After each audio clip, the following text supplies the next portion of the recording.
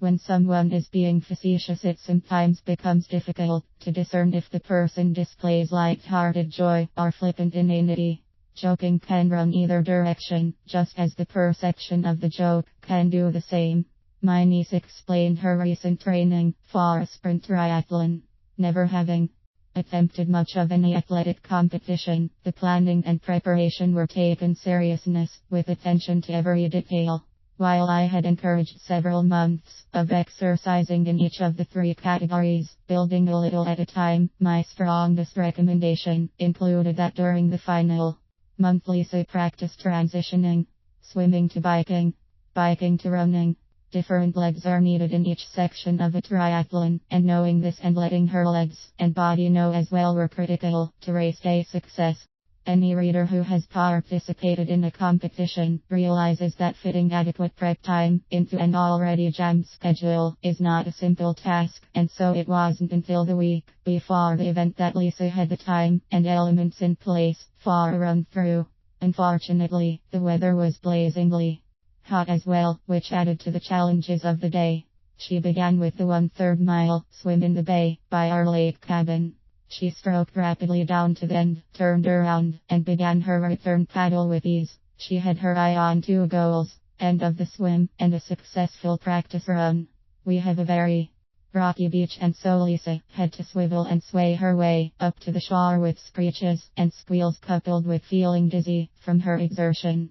Her husband cheered as her mom started shouting orders. Hurry! Time's ticking. You are wasting precious minutes. Whether she meant it with mirth or flippancy, Lisa wasn't sure, as mom imitated the hands of a busy clock, with seconds flashing by. Neither frown nor smile crossed mom's lips, but plenty of advice protruded. Hopping on one foot while trying to dry and sock the other, husband continued to applaud, and mom persisted with faster. Faster. Tick tick tick. Whether to laugh, scream or cry, Lisa hopped onward as she brushed dirt and twigs from her other foot, slipped into her sock and shoes, shorts and shirt and helmet. Rushing to her bike, she tangled in the pedals, lurched and tumbled almost to the ground, but then managed to gather her balance and begin her 12-mile ride. Increasing speed increased leg power, that increased confidence and courage as she zoomed down the lane and toward the road. In the background, tick tick tick, echoed through the trees. By mile 10, hot and tired, Lisa was thrilled to see her dad approaching in the car with a bottle of water extending from his hand. He came close to her, supposedly to hand off the water, but then altered speed, and instead of a water bottle within reach, she found herself crashing into weeds and bushes along the side of the road.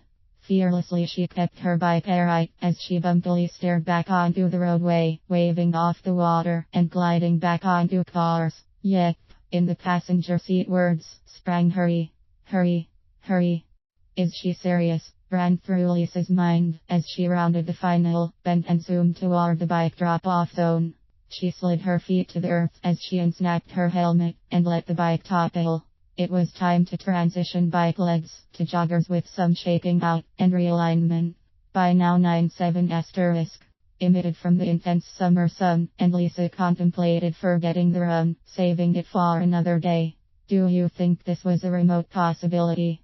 Absolutely not, as a resounding tick-tock, hurry up, get your legs going, peeled across the deck and landed in Lisa's face. Although she thought about running out the lane and hiding in the bushes for 30 minutes, she realized she had no choice, as mom would somehow know, and so away she churned.